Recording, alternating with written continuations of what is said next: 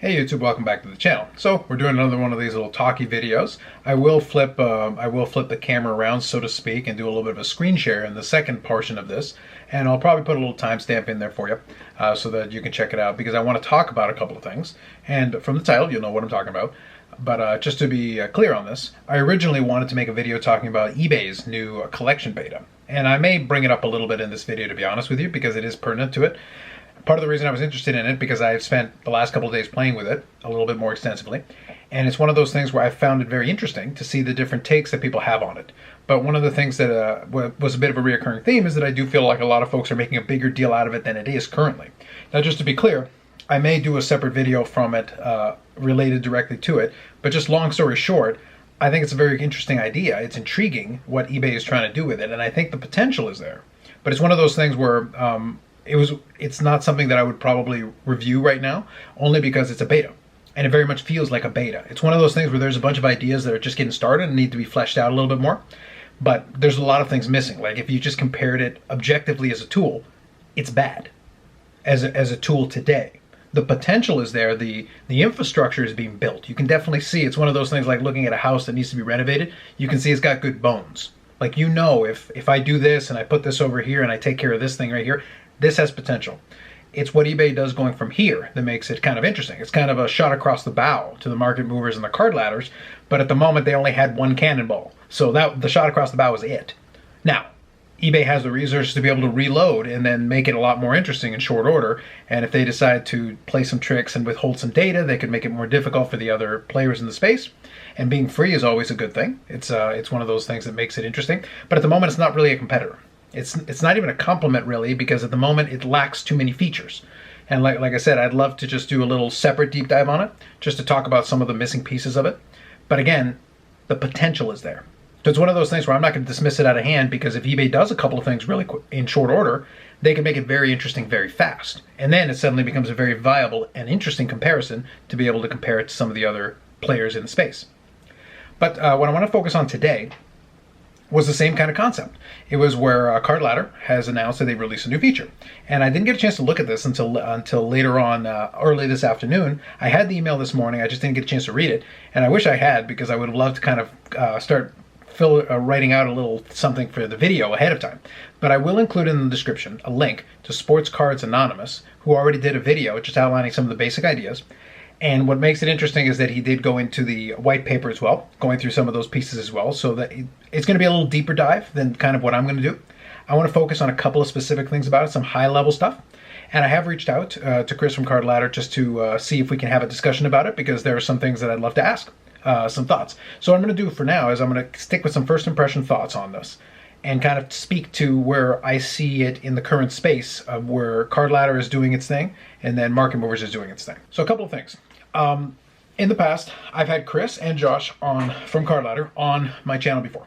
If you guys remember, probably those of you who haven't been around as long, you can go back to 2020, last year. I did 2 discussions with Chris and 1 discussion with Josh. Good conversations. I've kept in touch a little bit here and there. It's one of those things where we don't talk regularly, but occasionally I'll say hello and we'll chat a little bit back and forth just a moment. But it's one of those things where, on the whole, my dealings with them have been very good. So I want to make clear that I do reach out and talk from time to time. That's part of the reason I said that I reached out, because I wanted to do my own impression first, and then maybe we talk about some of the things that I'll bring up here, and maybe more, if we do get around to doing it. So if I manage to schedule it, I will put a placeholder on the channel, and we'll see what we can do. It's just going to be scheduling to see what we can arrange. But I wanted to talk through a little bit about this specific feature. And one thing I want to make clear is that, as I said a moment ago, and kind of I'm implying, is that I get along with them pretty well, and on the whole I like them. But it's one of those things where on the channel it's very important to me to make sure that it is always clear that whether I like somebody or not, if I like somebody and they come up with something that's a little bit funky or I got some questions on it, it's funky and I got some questions on it.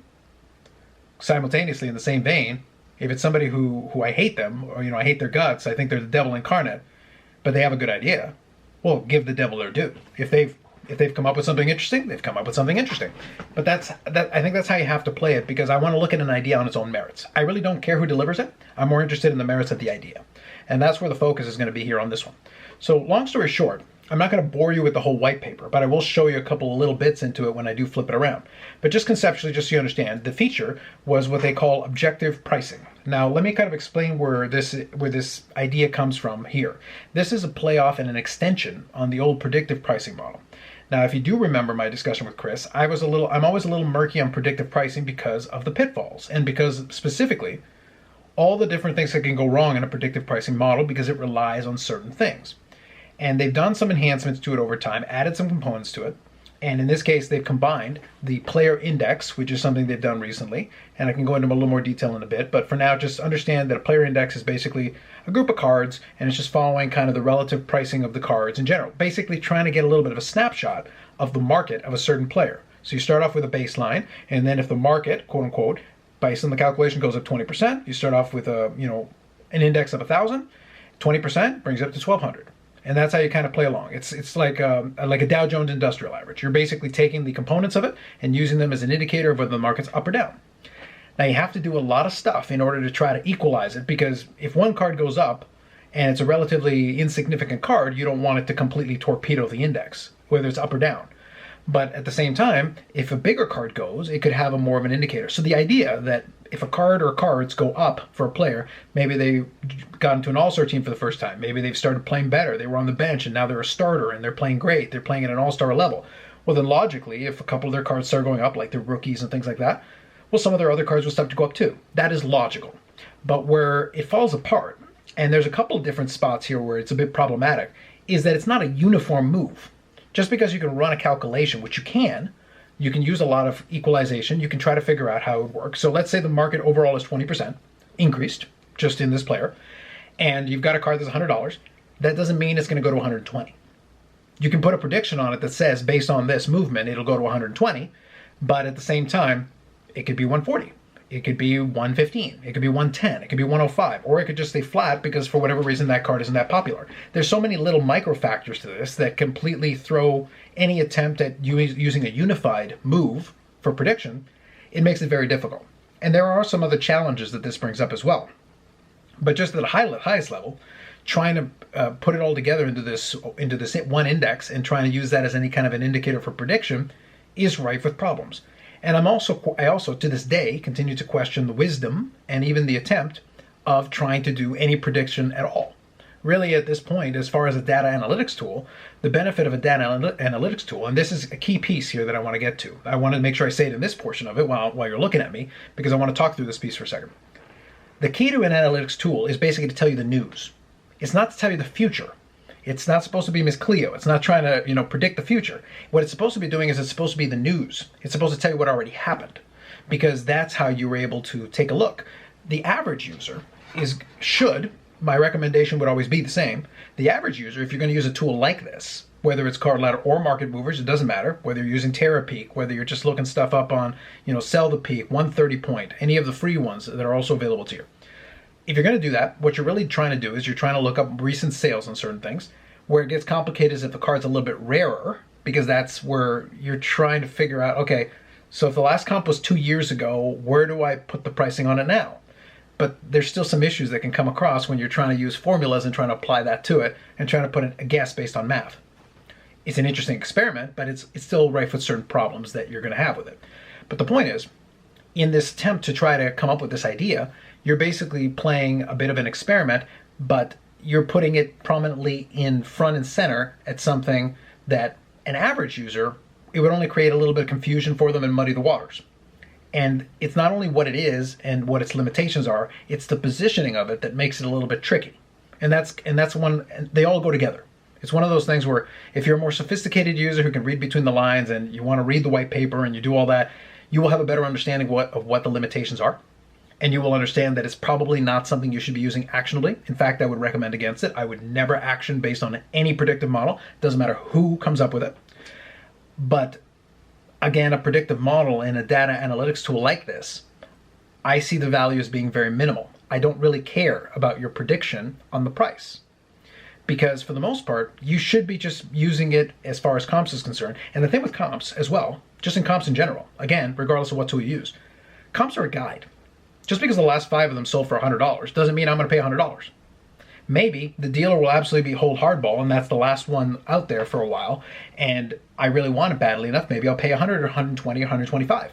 Or maybe I'm going to play hardball and there are going to be some more down the road and I know this, and the dealer wants to get out of it and get onto the next deal. Maybe they'll sell it to me for 85. So I'm not stuck, I'm not bound to pay $100 just because the last 5 of them sold for $100. I also don't have to necessarily worry if the card is trending up or trending down. The dynamics of the individual deal are going to determine what the price is going to be. It's going to be basically between the seller and the buyer. You're really in the moment, like if you're at a card show or in a card shop, you're there in the moment. You can use the comps to help you, but you're really playing the man. This is really what you're doing as far as negotiation is concerned. So if you are conducting a negotiation, it's a useful tool to help you, but it shouldn't be the final answer. It shouldn't be prescribing to you what you're going to do. That's why I say a predictive model is a bit complex, a bit problematic. And there are some specific problems that this type of model has, again, based on the data set. And I'll get to that in a moment when I do flip the camera around. So let me finish off this piece with saying this as well. Part of what I think makes this a little bit interesting and also a bit tricky is, again, on the whole, I like the card ladder folks quite a bit. Like I said, in my dealings with them, it's always been good. But one of the things that I think of interesting, something I've observed, just from the outside, again, not as somebody who deals with them all the time, but something I've observed, is that card ladder has always had a bit of a push and pull relationship with what it is. For better or worse, Market Movers is straight up. It knows what it is. It is a data analytics tool. It is a way for Jeff Wilson to make money. Nothing wrong with that, by the way. But at the same time, because it knows what it is, and it is straightforward in its mission statement, so to speak, really, it's an avenue for you to take data. It gets put into this database. They create these profiles. You look it up. You press the thing. You look up the comps. Is it perfect? No, it's not. I covered in the past why it's not perfect. There is no perfect data tool, to be clear. Doesn't matter which one you like. It's not perfect. There are flaws to all of them. And even this new eBay one, right now it's full of flaws. It's 98% flaws. But potential. It's got great potential. And down the road, we may see that potential realized, but not yet. So that's why I say, like, it's not worth reviewing yet, because right now it is a beta, and deservedly so. It has some room to grow. But I'll address that in a separate video. But what the push and pull that I'm talking about is that whereas Market Movers knows more or less what it is, it's a vehicle for Jeff Wilson to make money and pull this. And because of that, it's a singular focus. Make the database bigger. Make sure the charts work the way they're supposed to. Make sure we can get the data in there. Keep it straightforward. Keep it simple. Keep it user-friendly. And let's go get our money. Card Ladder is trying to operate as a commercial app on the one hand, because it wants to have a user base. It wants to do that. On the other hand, it wants to have the vetted data, so they've tried to distinguish themselves by using data vetting, which I have no issue with. As a methodology, it's fine. And if you don't agree with it, that's fine, but then argue about the methodology. But the point is, that's how they've decided to approach it. But where the actual push and pull comes in is that at the same time they're trying to be a tool that is trying to get you to pay for the service and use it, they're also kind of operating in the space where Chris likes the academic side. He wants to develop a research tool. So he's trying to develop a research tool at the same time that you're developing a commercial tool, and you're trying to put them together into one tool. And if any of you are familiar with this, a research tool and a commercial tool are not always meant to be together. A research tool has certain things about it that are going to differ, because a research tool is more open-ended. Normally a research tool is something that is operating more of an open source kind of thing. The reason for that is because there isn't a lot of money to be made in research tools. Straight up research tools are not meant for the commercial populace. They have a different audience. They're for researchers. And the thing about a research tool is usually the reason it's open source is because it allows the researchers to be able to really play around with it. They explore the space. They do all kinds of funky things. So if you want to use that into a data analytics side for sports cards, well, you could have the usual thing where you're bringing in the data, you're putting it in the database, you're doing all this stuff. But then you can have ratios and formulas, a lot of what you see inside of the card ladder environment. So that's kind of a research tool kind of thing to do. But you could even go wackier. Like, I always like to use silly examples, so I'll use one here. You could put the barometric pressure on your local region based on thing, and then have it measured out and recorded in the database over different time periods. So you can find out when this Jordan set a new record on Golden or whatever, or PWCC. On that day, it was 27 degrees Celsius, and the wind chill was this, and whatever. I know there's no wind chill when it's 27 Celsius. I get it. The point is, you could have all this weird data, and you sit there like, who cares? What does that have to do with anything? Well, if you were a researcher, you could be sitting there going, so when the weather is nicer, the prices are higher. I want to test this thesis. So you go and pull up this information, and you have it in all this lovely one user interface. But for somebody who's looking at comps on the Zion, none of that is of any use. All they really need to understand is, can I find my Zion card? Yes. Can I click on this? Yes. Can I find the latest comps, the last couple of sales on eBay? Yes. Great. That's all I need. The majority of users are not power users, and they're not really card researchers. Sports cards are a niche anyway. Sports card researchers are a niche inside a niche. That isn't to say that people aren't interested. Like, there's the more mathematically inclined who like messing around with spreadsheets, where that's fascinating stuff for them to look into. And I would never discourage anyone from pursuing their passions to try to do this kind of thing. But when you're trying to measure that at the same time, you're basically trying to build a research tool and playing around. And this particular feature really plays into that research tool side of things, because there's an acknowledgement of limitations. There's an acknowledgement that even when it's working pretty well, there's a percentage of correctness. You're not always gonna nail it right on the button. And also, if it's either higher or lower, are you in turn encouraging somebody to act differently using this data because they don't understand it? If the average user doesn't get it, do they just take that number at face value and say, oh, well, it must be $300 the last sale, but it says it should be $350, so I can offer more than $300? No, the last comp was $300.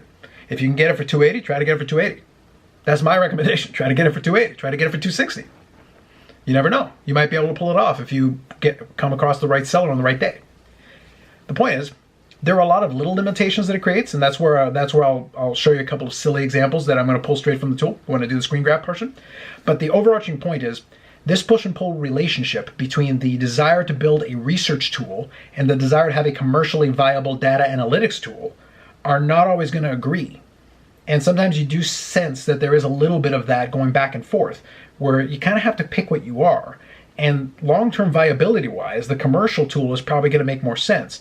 The research tool is interesting, but the average user is not looking at that. It's kind of the distinction between somebody who watches like the baseball games and looks up the batting average and slugging percentage versus somebody who looks up, the whip and a couple of other percentages and ratios, as opposed to just checking out the box scores, versus the person who's a member of Sabre, who looks into sabermetrics, calculates WAR for fun, and tries to look at some of the ballpark factors in order to try to calculate, really go deep dive into it.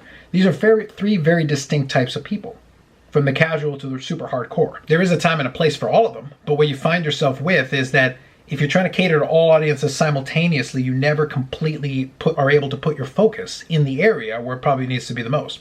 As a data analytics tool, no matter who's running it, at this stage, what I'd be looking to do is try to make sure I have as much data as possible, try to have it be as clean and accurate as possible. Those are two very important things.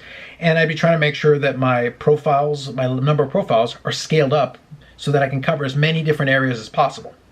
Because even if your desire is to try to do this type of calculation using a player index like this, then having a large database to draw from, the more cards are in that database and the more cards are in those indexes, the better. Because if you don't have enough in there, it becomes decreasing in its usefulness depending on the player you're looking up. You look up a Michael Jordan, he's got hundreds or thousands of cards in there, it's going to be infinitely more useful than somebody who's only got a card or two. And it's the same calculation, but one is completely thrown off by the other. The more data points you have, the bigger the sample size, the more accurate it's going to be. But again, I'm back to my original point. Why do we need to worry about the accuracy of a predictive model on a data analytics tool? I don't need you to tell me the future. I just need you to tell me the past. Because if I'm a user who's at a card show, I don't need you to predict the future for me. The future will be my next deal that I'm about to make, and I'm trying to get it for undercomps. Doesn't matter what the tool says, you're not going to tell me what to do. I don't care if it says to pay more, I'm going to try to pay less. That's just kind of me putting on my consumer hat versus kind of, research more academically oriented hat. From an academically oriented perspective, I can respect it and I can also think it's interesting. I just don't know if it's super practical. And having it be featured prominently is kind of a thing that I would question. So that's kind of the little bit more even-handed approach I want to take to it. Bottom line, I don't think it's a game-changing feature. I think it's a cool feature. I think it's an interesting feature, but it's not game-changing. And to be honest, its prominent place is it has the potential for a lot of the users that I'm thinking of to be more confusing than helpful. So for me, in that situation, it would be more of a net negative than a net positive. That's the way I present it to you. So I'm going to flip it around, do a little bit of screen share. I'll show you a couple of specific examples of where I can see some of these issues could come up. I'm going to use a couple. And then we can continue the conversation from there. So if you enjoyed the video, you can leave any comments in there. You can hit the like button, hit the subscribe. And then once I finish off the screen share, that'll be the end of the video. Anyway, so that's it for me for now. I will catch you on the screen portion. All right, folks, so back for the screen sharing portion of this video. This is where Sports Cards Anonymous takes his stab at it and talks about his pros and cons in a little bit. So I recommend it as a bit of a primer. I'm not necessarily going to go into all the same depth. My video will probably be about the same length, but I really wanted to focus in on the first portion of it. So I'm going to kind of zip through this part, and I am going to show you some stuff from Card Ladder directly. So first, this is the feature in question. Objective pricing on every card. They give a little bit of a breakdown. It's an evolution of predicted pricing and player indexes like I mentioned earlier. And as part of it, they include a white paper. So from a transparency standpoint of explaining how it works, this is good because they do include the white paper, and it's about, I believe, 7 pages long. Now here's the problem. It goes back to kind of what I mentioned before and what I've mentioned previously on previous live streams. People don't read instructions, and they sure as hell aren't going to read a 7-page white paper. I will, just because I'm interested. Again, from an academic perspective, I think it's very interesting. From a practical user perspective, and I'm thinking Joe user here, I'm thinking folks that like 3 lines of text might be a novel to them. They're probably not going to spend much time looking at a white paper explaining the methodology behind how the numbers were figured out and how confidence levels are determined and things like that. So it's one of those things where the less amount of work that I make them do, the better. And something like this is just rife for the opportunity for confusion. And that's kind of my overarching point with this. But nonetheless, one point that I want to make, and I'll zip through it quickly just so you can see. So right from the top, they explain player indexes, methodology. They give you a bunch of the different formulas, a ton of examples. So from the detail, if you are legitimately interested, this is really good detail so you can understand. And here's the thing. If you don't agree with the methodology, at least you understand what you're disagreeing with. So from that perspective, I'll say it's good. But at the same time, again, I'm back to my original point. I think for a data analytics tool, I want to hear about the past. I don't want to hear about the future. I want to create my own future. I don't want you to try to predetermine it for me. And again, I'm not suggesting that's what they're doing. But at the same time, as in the course of an experiment, some people will take that as gospel as opposed to taking it for what it is. It's an experiment, and it's a play on using data analytics to try to figure out if you can figure out a way to predict. But human behavior is really unpredictable. It's one of those things where you can see that number and be like, oh, well, I'm going to pay less anyway. So you can ignore it. And then it means nothing. Or you can be like, or you can follow it religiously, in which case the simple seeing of that number has now impacted your behavior, in which case it's a self-fulfilling prophecy. That will not be the case for everybody, just to be clear. But it is one of those things where you've introduced another element into this, which changes up the dynamics. Everything that changes something changes up the dynamics. But going further down here, again, more examples, more formulas. If you like your math, this is going to be great for you. And it explains the different confidence levels and how they determine them. By the way, just to be clear, the more confidence is because the more recent the last sale was, that's how it increases the level of confidence. If sales are infrequent, it's going to be a lower confidence level, which is good to know. But at the same time, we're still getting a number anyway, even if the confidence level is low. So from a person looking at it, again, if you don't read this, you're just like, okay, so it's a confidence level 2. What does that mean? Well, it's explained here. It's very clearly explained. But at the same time, the average user isn't reading that. I'm back to my original point here. And the final thoughts section here, I think, is the most important one. So it says here, total market player indexes offer an analytical lens through which to study the sports card market. The limitations of this approach are worth noting. So here's where the limitations are acknowledged. From a practical point of view, player indexes are limited in scope by the number of cards that comprise them. I want to emphasize that. I want to put exclamation points on it. I want it in bold. I want it in neon shiny letters. The number of cards that comprise them are going to be controlling the scope of this. The more cards you have, the better, quote unquote, this guess is going to be. The less cards, the more complicated and the less useful it's going to be. That's just the nature of it. So second here, by their nature, player indexes create generalizations about a market that run the risk of overlooking unique trends that might be happening in different segments of that market. 100% correct. Third, player indexes are calculated based on the last sold value of every card in the index, subject to the above-mentioned limitations that if a card is not sold at least twice in the last year, as well as at least once in 6 months, then it is temporarily excluded until it meets those criteria. So again, you're still going to have some variation on this. It is conceivable that a player's market can shift during a period in which their cards are not transacted frequently, which means the index may not track the true market trend. So there's a lot of so right here, 3 distinct shortcomings are acknowledged. There's, to be blunt, more, but regardless, the point is that there are some serious shortcomings to this model. And again, it's not an actionable piece of data to me. It is something that is, okay, it's kind of cool to see, but how's that going to help me? And it's one of those things where sometimes a lot of these features that are like kind of cool are the ones that get a lot of promotion or a lot, are brought up as a thing. It's like, game changers. Like, no, it's not. It's a cool thing. It's an interesting experiment. I don't know if it changes the game. I don't know what game you're playing, but I don't think it changes anything. But nonetheless, I'll read this last section here. The limitations of player indexes extend to card ladder's index-adjusted pricing model as well. In short, any pricing model, and this is key, this is important, even one that is based purely on comps, should be conceived of as a theoretical tool for performing analysis, rather than as a definitive determination of value. I agree 100%. Could not agree more. That last section there is key to my point. That's why I said, like, as an academic exercise, it's fascinating. That's where we end up with this 7-page white paper talking about the methodology and the theory behind it.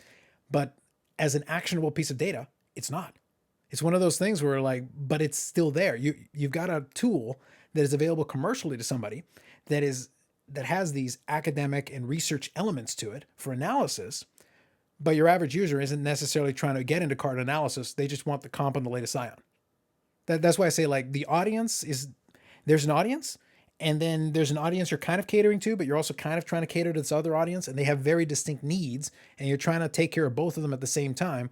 But sometimes it means your focus kind of shifts back and forth between the two. And that's kind of the point I was trying to get across in the first section. Hopefully I thought I was clear, but maybe if I wasn't. But just to be 100%, you're trying to cater to two audiences that have very distinct needs inside of one product, and that is tricky at the best of times. That's the way I would present that. So let me go into Card Ladder itself now. So here it is. I'm in the middle of it. So now what I'm going to do is I'm actually going to try a couple of things. So what I'm going to do first is I'm actually going to go into one of the profiles. So I'm going to grab my good buddy here, Juan Soto. I'm going to pick the tops update here. So when I go into it, I'm going to expand it for you. Okay, so here we are. So it's got a card ladder value of 155, and the last sold price was 155. So right now there's really no distinction. This sells frequently enough that the player index is kind of in line with how, the pricing on this is. Now, in this one, Soto is a good example because this is a card that has, a fair number, a population of approaching 18,000. So there's plenty of these that sell. There's enough data points that things kind of level out. You usually are going to end up around the same. You're not going to probably fall too far offline, where the card ladder value is probably going to be pretty close to the last sold price. Now, when you put your mouse over it, it does show you here. It does give you a little information. Lets you open up the white paper. So let me close that for a second. So if I just put my mouse over it, though, it gives a little bit of information. This one has a confidence level of 5 of 5 because obviously there's sales literally every day on this card. Now, when I go down to it, going back to what I said earlier, from a research perspective, all this stuff is very interesting. But from a practical perspective, if I'm a user and somebody sees this and goes, Carlos, what am I going to do with all this data? I go, don't worry about it. What you're actually looking for is this. You're going to go maybe the last 3 months. You can go the last month, whatever the case is. What you're really looking for is this. And this is just for a standard user. Maybe take the last month. And here's what I'm looking for. I don't care about this. The chart is pretty and everything. What I'm really paying attention to is I'm paying attention to over here. I'm looking at the average price because this is going to give me approximately right about where I am right now. There might be a little bit of a rising tide. There might be a little bit of a decline, but this is pretty close. If you look at average price, $157, last sold, $155. Now, better than that is if you click on the sales, you can actually see the list of sales here and look at what the last several sold for. And you're going to see range. The 155 is good to know, but the very last one sold for 138. The one before that sold for 158. The one before that also 158, 170, 167, 137. It varies. It depends. And these are all within the same day. So that's what I'm trying to get at. Like, it's not a static number. It shifts constantly depending on the market. And it shifts constantly depending on who's buying and who's bidding, because those are all auctions. And I can open up the auctions, which is great. But at the same time, there's going to be a lot of fluctuation. But a card that's traded in this kind of volume, you're going to get a pretty standard thing. You're not going to be too far off. There are going to be other cards, though, that are going to be way off. And the problem with using the player index this way, now I'm going to show you the player index here. I'm going to click on it, and I'm going to open up. So actually, let me just start with this one. I'm going to start with Tom Brady, channel favorite. So he's got 188 cards in his index. That's not bad. Now, here's the thing. If I go back to that player index one more time, I'm going to open up, let's do LeBron here. LeBron has 728 cards. So for LeBron, this player index might be semi-useful, just because you've got so many cards in it that it gives you a bit of a better indicator of what's going on with his market, either up or down. Look at Jordan. Jordan has almost 1,200 cards in his index. That's pretty good. Now, let's go back to player index one more time, and I'm going to go back to Juan Soto, where I was a moment ago. I'm going to click on his. He's got 70, which is not terrible, but here's again where we get into this problem of how we derive this data. 70 cards doesn't seem too bad. It gives you a little bit of a downward trend as his cards have been going down in value, relatively speaking. Now, here's the deal. When I open up the cards, and I do that, and what I'm going to do is I'm going to use the filter, and I'm going to show heritage. So it just tops heritage. So you've got a PSA 9 here, and you got the PSA 10 over here, and you got the raw here. Those are three distinct cards. Well, the price on those cards is going to pretty much move in unison. You know, the Chrome version may move pretty close to in unison as well and stuff like that. But these are all just heritage, if you notice. Like if I'm scrolling through, these are heritage, heritage, heritage. How many of the 70 cards are comprised here? 17 of them. Almost a third of them are from the one set. That's not a very good snapshot of the Juan Soto market when it's so heavily leaned into this 1 year and one set. It's from his rookie year, but I've got all these variants of a very similar version of the same card. And they all count as part of my overall count of cards. So that's where I kind of run into a bit of an issue. I have this grouping, but it's like, what am I supposed to do with it? There's not enough different versions of this card in different years and different segments to be able to get a real sense of what the overall Juan Soto market is. Because while his rookie cards may be doing this, that, and the other thing, some of his rarer inserts, maybe somebody is catching on it. Maybe somebody's working on a set. Maybe they're selling for more. So you could have some serious variations in how certain cards are responding in the same market for the same player. Again, the more data points you have, the more of a picture you're going to get. When I look at that Jordan one, I promise you've got Jordan inserts. We probably have Jordan autographs. We have Jordan rookies. We have all kinds of stuff. It's going to give you a bit of a better cross-section than you're going to get here. Now, let me show you one more thing. We got this price check option over here. The idea here is to try to use some of these player market indexes to try to help you build this kind of thing. So I gave you the example of Juan Soto, but now I'm going to use another channel favorite, my favorite player, the one that I collect the most, because he has the ability to be searched here. So let's look up Mike Modano. And I'll explain to you why the Mike Modano one is a fun example for me, because it'll prove my point. So I'm going to go here, and you can put a past sold price on a card. You're basically trying to see what a card potentially could be valued based on what it has sold for in the past and Modano's market index. So what I'm going to do is I'm going to put $60, and I'll explain to you what card it is in a second. And what I'm going to do is I'm going to put the last price here. I'm going to say probably, let's say about 10 years ago, because this card specifically that I'm thinking of, I purchased probably a little more than 10 years ago, but let's just use 10 years just for the sake of argument. So we'll do January, and let's do January 30th, 2011. So based on this, after a little over 10 years, this $60 card should be approximately $400.19, $401.19. Sounds great. So the specific card that I pulled up, that I was thinking of when I did this, was the 98.99 Star Quest Gold Mike Modano. I paid $60 for it a little over 10 years ago. The last one that sold on eBay sold for over $600. Now, it's a very specific card. It's a very niche card, but that's my point. Something like this is absolutely useless for something like that. It won't help you, because the relative scarcity of that card for that time period, they're out of 100, but they don't come up that often. So when they do come up, the bidders tend to be a lot more aggressive, especially these days, because some people put them into their sets. There are these mitigating factors. And the reason why, you're so far off, you're over 50% off. The reason why you're so far off is because if you actually look at the Modano index, so what I'm going to do is I'm going to pull up Modano's player index here. It is comprised of one card. It's got the PSA 10 of the 1990-91 OPC Premier. It is one card in it. So the entire fate of that player index, any number that I put in there, is going to be based on the index of that one card. And I can go all the way back to 2004 on this if I want to. We're at the base of the index. And I can go all the way to the heights over here of 15,000. So, 15 times its price back here, which is wonderful. But I'm entirely dependent upon one single card. So here it is, the PSA 10. So as that card sells, the index will go up and down. And when I put in that estimate, it'll change the proportion accordingly. So for my purposes, if I'm trying to look at a Modano card here, this is the last place on earth that I would do it. I would literally go to sell, I'd go to 130 point. I'd go to anywhere at Terra Peak. Again, this is an extreme example. I'm being unfair on purpose. My point that I'm trying to get at here isn't that, oh my God, the tool doesn't work, blah, blah, blah. No, the methodology falls under what it is. Its weakness is that the smaller the sample size of cards you have to pull from in the market index, the more offline it's going to get, because it's entirely depending, in this case, on one card. So for this purpose, this tool doesn't work. You can't use it. Now, there are other players who certainly have more cards than that. The Juan Soto would be 70 times more accurate, theoretically. And then, the Michael Jordan would be 1,200 times more accurate, because you've got more data points and more variety of different cards. My point is, though, that unless you have a gigantic database, so it's one of those things where in the research efforts to put the research in, which are extensive, a 7-page white paper is no small feat. But the attempt to try to do this incredible research and do this research element, the focus gets diverted from putting more cards in.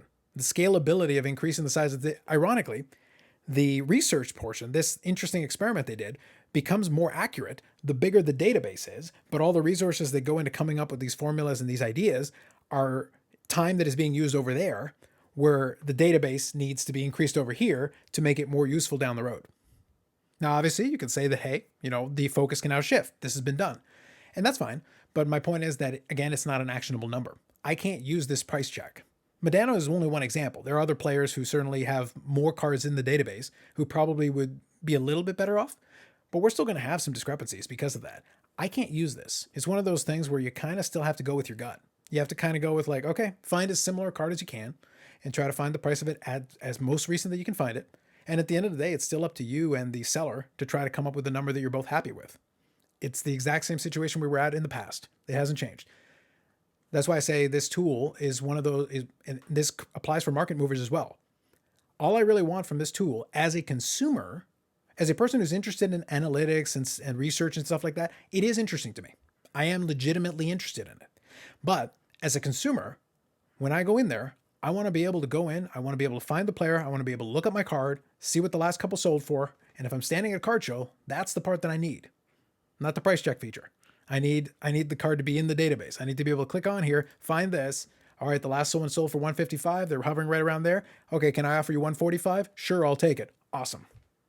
That's what I'm looking for as a consumer. That's why I say there's like two different audiences that are operating here, but that's what I'm trying to get at. There are some limitations when you try to come up with a formula to figure out something that maybe a data analytics tool shouldn't be venturing into. I'm still of the opinion, personally, 100% my opinion, I don't think any, that includes market movers, that includes the new eBay tool, that includes any of them, for all of them, when it comes to this kind of stuff, I want you to tell me the past. Show me the past. Let me look into it. Let me see it for myself. Let me decide what the future looks like. Don't try to give me the future. Don't try to give me predictions because those aren't helpful to me. Again, that is entirely my opinion. So I'll stop it there. Video's long enough. What do you think? As far as whether you use these things or not, I'm just curious if you think there's any merit to trying to develop a predictive model. Is there any merit to trying to come up with an analytical tool like this, where you're trying to figure out how price trends are going and then try to project forward?